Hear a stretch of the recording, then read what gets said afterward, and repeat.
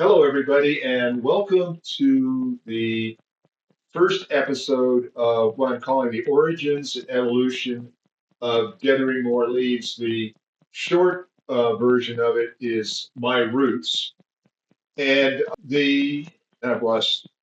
So, oh yeah. First of all, let me explain what this cap I'm wearing here, why I'm wearing it. I'm currently undergoing chemotherapy, so I'm losing my hair, so I'm always wearing a cap. My other option is I have a green cap, a Las Vegas Athletics cap, but that of course is not going to work with a green screen. It would look like my part of my head was cut off. The the other reason why I'm wearing this is we're celebrating. It's a French Revolutionary Liberty cap, and we're in the process of celebrating several things revolutionary here in the month of July in 2026. And yesterday we celebrated the 250th anniversary of the American Revolution, and in a couple of weeks we'll be celebrating the I think 237th anniversary of the French Revolution, storming of Bastille. Oh, I skipped one there. On the 12th of July, we're celebrating the glorious revolution in Britain, which was marked by the end of marked by the Battle of the Boyne in 1690. And I have a couple of ancestors on my mother's side who were present at that battle. On the Protestant Williamite side, I'm really getting ahead of myself telling you that. So that's what I call a spoiler alert. On the 21st of July, we're celebrating I think it's the 190th anniversary of the Belgian Revolution. Now, with the Belgian Revolution, it's different. You have the American Independence Day. We celebrate the Declaration of Independence. This effectively marks the beginning of the revolution. In France, they celebrate Bastille Day, which for them marks the beginning of the revolution, which I actually think it began a couple of days earlier on the 12th of July when Camille Desmoulins got up and gave a speech called everybody to arms. So anyway, the Belgians, they celebrate the anniversary of not the beginning but the end of the revolution when their king, who they elected, a king actually was not Belgian, he was from Germany, a state in Germany because Germany was not unified yet, and they celebrate the new king, swearing allegiance to the Constitution. So it's the beginning of a constitutional monarchy, and it still is to this day. So Belgium is a democratic country that is not ruled by a monarch, but they have a monarchy, and he is not the king of Belgium. He's the king of the Belgians. Hopefully, they'll in the next generation they'll have a queen, which would be interesting. So anyway, because of all those revolutionary things, that's why I'm wearing this red cap. Now, there is another anniversary to be observed, and that is the anniversary of in January. We'll be observing the 50th anniversary of the airing of the miniseries Roots. And Roots aired in January of 1977. And when I wrote the script for this, I was thinking in January of 77, I was in the Army, but I joined the Army, but I did not go into the Army until March. So I was living with my parents in Florida, and and I and I don't know if the whole family was in on this, but I watched all 8 nights of Roots, and it was an inspiration to me. I I was very impressed by what Alex Haley did, and that was to trace his family back to Africa, back to an ancestor who was enslaved and brought over here. And so it this series. Now I realize there's a lot of controversy regarding Alex Haley's work of Roots, but I'm not going to get into that. Uh, Whether Roots is fact or fiction, or whether it's just a little bit of fiction and a lot of fact, it doesn't matter because it does tell authentically the story of a young man, a teenager who is captured by slavers in Africa, is taken to a point where he's turned over to other slavers, and then it's transported across the across the Atlantic to, I believe, Virginia, and he becomes a slave.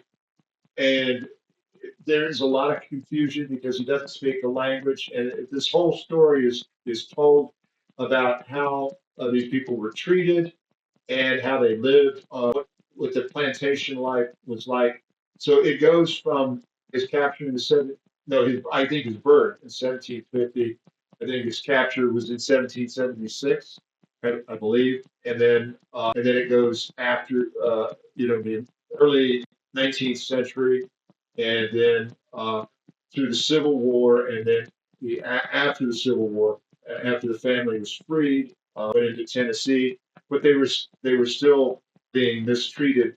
I guess there was a scene. I guess I remember there was a scene where the KKK shows up in this, and the final episode. Let me see here what it says in Wikipedia, that the it received unprecedented Nelson ratings for the finale, which holds the record as the third highest rated episode for any type of television series and the second most watched overall series finale in American television history.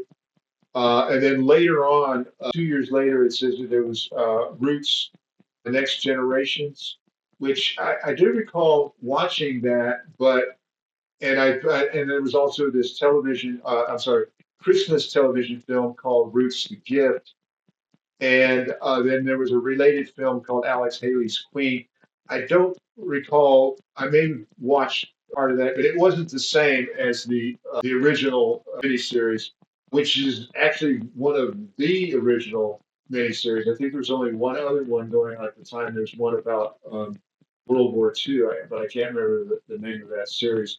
So this was an inspiration for me, and I think, and that's when I decided that I was going to, I was going to become the family historian, and I was going to document everything that I knew. And I'm going to get here in a moment to everything that I knew at that time, but I did want to say that I recall. So I was in the army, and I kind of forgotten about roots. I was more focused on learning, how to be a soldier, and also learning the craft. This in the this my introduction to telephony. Excuse me. And in September of '77, my grandmother, Dorothy Patricia Colrose, died. And it was really a shock to me because I did know that she was experiencing health issues.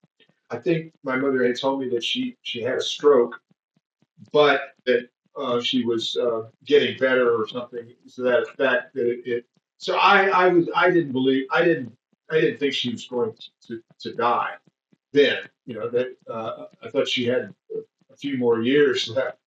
I was expecting that, and then I think she had come down with shingles, and that was or maybe it was the shingles first, and then shingles were so bad, caused her to have a stroke, and she did not survive that. So anyway, it happened, and I was devastated by that, and that is when I remembered the series Roots, and then my inspiration. I said, okay, I'm going to do this, and I don't know how I'm going to do it, but I'm going to do it. Now, before I get into how I did this, and this is more for the subsequent episodes, I wanted to talk about what I knew at that time. So one of the misconceptions that I had was regarding my maternal grandfather, James Monroe Jr. He died in January of 1956, about 6 months after I was born. So I never had an opportunity to speak with him. My mother, my grandparents divorced when my mother was around 4 years old. And so everything that I knew about James Monroe Dobbs came from my grandmother. My mother, I think later, this was much later, told me the timeline was that Her parents were divorced when she was around 4 or 5 years old, and she remembered her father. She remembered what he looked like, but well, she remembered that he was tall, dark, and handsome. And then she when she married, she and my father married.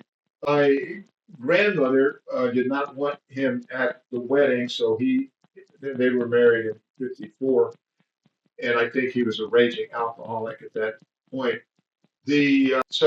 But my mother much later, told me that she saw my father after the wedding. But she said she saw her father twice. Once, well, the first time was just before she went to Europe. She was working for the State Department, and my grandfather has a half sister who lived in Washington, D.C. So he went to visit her, and then he contacted my mother and took her out to lunch or dinner. And this was in 1950, I believe. And she had a conversation with him, polite conversation, really, completely estranged from him since the early 30s. And then second and last time was right after my parents were married. Now he had not been invited to the wedding, but he managed to figure it out that after they were married, he again went to see his half sister, and again he contacted my mother, and he went out to dinner with she and my father, and they, they had cordial conversations. He was a Southerner. He was a very polite man, very, well mannered, well dressed, and from all accounts, very handsome man. So here's his picture when he was 15 years old. This picture hung on my in my bedroom when I was growing up, and I was always told that I should I should look and dress like this nice young man. So he had this nice haircut, and here I was a hippie, and so it was preppy versus hippie, and hippie won. So anyway, everything that I getting back to this, everything that I knew about him came from my grandmother, and I later learned more about him in detail, not only just his family history, but I later discovered that there was a letter that was written by his second wife after he died. It was a letter written to my mother and her sister, and then also to Jimmy's half sister, and she really loved the man, and it was obvious from what she wrote. And I'll get to that in a much later episode. The one thing, the misconception that I had was that my parents were raised Roman Catholic, and his parents, and historically going way back, had always been Roman Catholic. And well, there's also another. I'll get to that later. But my grandmother, my maternal grandmother, was Roman Catholic, so I just assumed that James Monroe Dobbs was Roman Catholic, and his father, from what I knew, so having assumed that, I thought everybody, all the Irish came over in the 1840s, roughly 10 years before the Civil War, and all of the Germans, Germans came over a couple of decades after the Civil War. And so that was what I believed. Other things, so I saw my mother's ethnicity was half Irish and half German. So she had her maternal grandfather was Irish, I believe, and her paternal grandmother, Helen Dolores Spiegel, was German. Her mother's father was German, and her mother's mother was Irish. So that's how we came up with that. On my father's side, I had from what I knew, I had Belgian or Flemish, the De Backers. I didn't know about the Gams. I'm going to get to that just in the next episode. but we had the Patrick O'Malley, Mary Hooks were Irish. So his father, I thought, was 100% Flemish, and his mother was 100% Irish. That made him half Irish and half Flemish. So for me, it would have meant that I was one half Irish, one quarter German, and one quarter Flemish. And so a lot of times when I would talk about these things with friends and we would talk about, what are you and what am I would say that I was half Irish and half German to avoid having to explain what the Flemish, because a lot of people just had never heard of Flanders and they didn't know, what Flemish meant. And so, so the details of what I knew were as follows. And I'll start here with Catherine Bannon, who was the only great grandparent whom I knew. And she died in 1966 when I was 11 years old. I knew her as Beanie. And the reason why we called her Beanie was because her sister had given her the nickname Queenie. And my mother, when she was young, had difficulty saying Queenie, and it came out to be Beanie. So that's how my mother, her sister, her half brother, and all of the descendants, particularly the ones who were living when she was living, knew her as Beanie. Now, her family came from Northern Ireland, and they lived in Louisville, Kentucky. They were Catholic, but what I knew about that was that my great great grandmother, Henrietta Knox Kelsey, was born and raised as Presbyterian. She married Richard Bannon, who was Catholic, and and then according to what I was told, and I think I later figured out that was actually incorrect, but she was disowned because of that, because if she Presbyterian marrying a Catholic, the father was a Northern Ireland Protestant ascendancy member of that class. And but when she went to the United States, she converted to Catholicism. And another thing that I knew, or from what my grandmother told me, was that we were descendants of John Knox, the reformer. Sure. So her mother's maiden name was Knox, Henrietta, mother's maiden name. And so there was kind of a joke about that. We were Roman Catholic, and Henrietta's forebear was John Knox Presbyterian, who was very, very anti-papist, anti-Catholic. And so what we knew Henrietta as being a very devout woman and in the Roman Catholic Church. And so it was kind of a joke about her being a descendant of John Knox the Presbyterian, founder of the Presbyterian Church. So there was my grandmother had two portraits that hung in her living room, and one of them was of Henrietta, and the other one was of Richard Bannon's half brother, Bernard J. Campbell. And when Richard died in 1885, I think it was, Henrietta, a few years later, married his half brother, married Bernard J. Campbell. So the other portrait that my grandmother had hanging in her living room, was of this Bernard J. Campbell. So I thought that all the my family history, that I knew a lot about Louisville, and also my grandmother's father, whom she adored, was Erhard Joseph Kohlrauss. He was a second generation German, and his father, or maybe that would be first generation born here in the United States. His father, Constantine Kohlrauss, I knew of. He was a conductor. We had a photograph of him holding a baton, dressed in a military style uniform. He was the leader of a military band. He was also leader of a orchestra, and he was also the leader of a choral group. And I understand that Erhard, or as we knew Erhard Joseph Kohlrauss as Jojo. Jojo had played the organ in that choral group. Actually, I didn't know that then.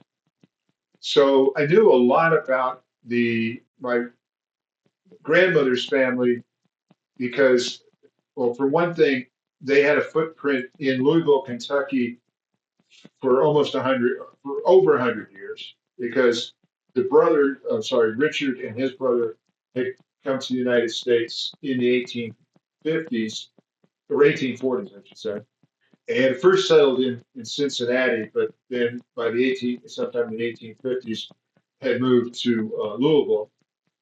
And they had this footprint in there because Catherine, or Beanie, she lived there up until the early 1960s, and then she got into some financial trouble, and my grandmother and my uncle had to go and have her brought down to Houston, and they put her into a nursing home. She was getting senile, and I'm gonna, I'll talk more about that later.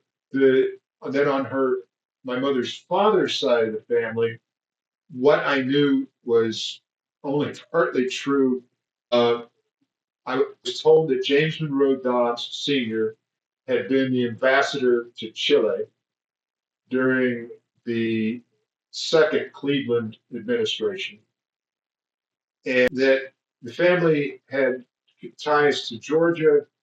But my grandfather was born in Dallas, Texas, and I didn't understand that part. I didn't quite understand. And Helen Dolores Spiegel, I knew of her, and her photograph, her picture, set on my mother's dresser.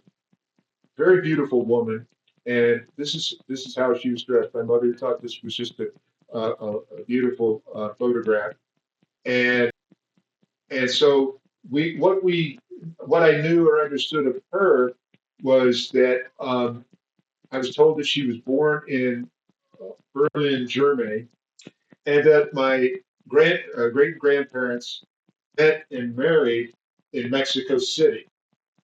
And so that was a fascinating detail that I clung to for a long time, but there's a lot of questions about that. Then moving on to my father's family, for the O'Malleys, I knew of my great grandparents by name. Patrick O'Malley, I knew my father told me that he was a conductor on the railroad, and that Molly Hooks, she was Mary Hooks, but she was known by the nickname of Molly Hooks, lived in, after Patrick died in 1925, she lived with my grandparents in Hastings, Nebraska.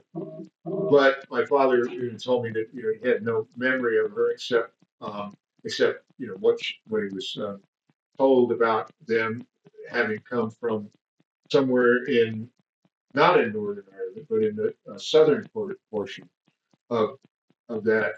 I knew that my grandmother, who died a few months before I was born, that she lived in. I mean, I'm sorry, she was born in Hiawatha, Kansas, and that's the extent of pretty much of what I knew. And there was a lot of things that my father did not tell me about my grandmother, because when she died, my father was just devastated. There was no pictures of her in our house, and I think I had no pictures of either of his parents. But I think primarily that he just never quite got over her death. She was not yet 60 when she died. His his father was a physician, a small town physician in Hastings, Nebraska, and I met him when I was 4 years old, and I'll tell that story about that later. The So I do remember him. I remember him as being rather cold, and the relationship that my father had with my grandfather was very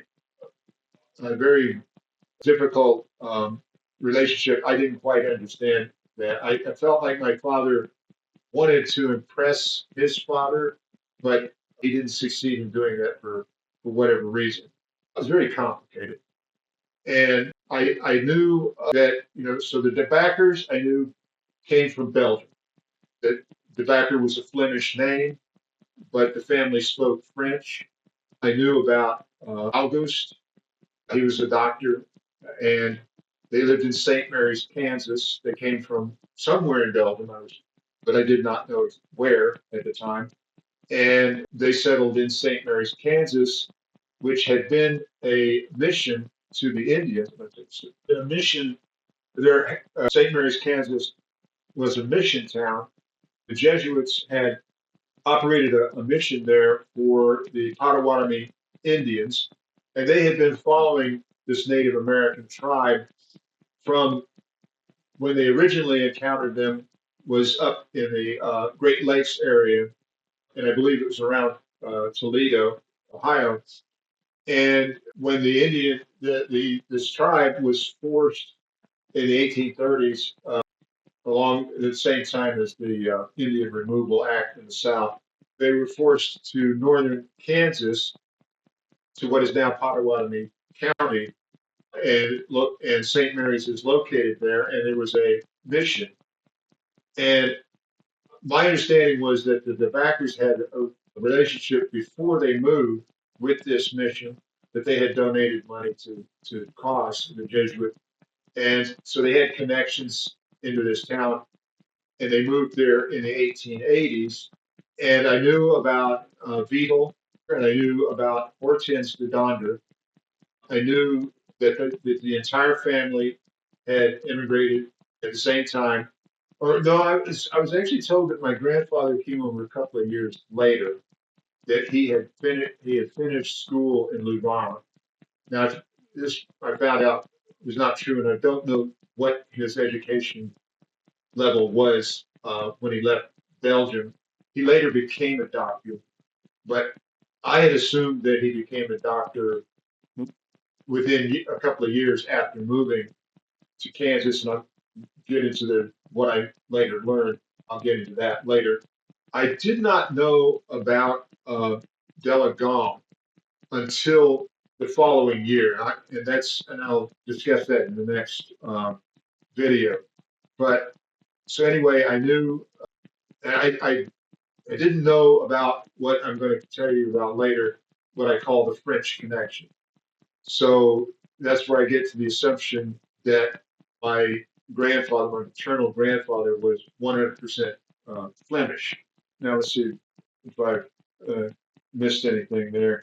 So anyway, about the college, the Jesuits, or I'm sorry, the Potawatomi Indians were relocated once again. They were forced down into what was then the Indian Territory, which is now Oklahoma. And so the school and the town was no longer a mission town, and that it became a destination for many people coming from Belgium and other parts. There was this, Germans and French, but they were primarily Catholic, and they were either German or Flemish or French Flanders, Franco-Flemish, I guess maybe you would call it. And so anyway, this school became St. Mary's College, and my great grandfather was a teacher there. He taught biology and he taught French, and so that was one thing, right? That was where I understood that that they were Belgian. They had a Flemish last name, but they were French speakers, and that was a clue as to where they came from, which I'll later get into when I reveal having where after I learned where the exact place that they came from. So that is the extent of what I knew about my family history. And I really, at that point, I had very little hope of finding out more. But after I left the Army, after I came home, actually, we moved to California, and I'll get into that story in a little bit. But that's when things changed. And so as we leave this episode here, I felt like things were hopeless about me learning more because I knew absolutely nothing about this. And I thought, am I going to have to pay a genealogist? I don't know if I, can afford that sort of thing. And so that, I thought, okay, well, that's not going to happen. So anyway, we'll get to more in the next episode, and I'll see you then. Bye.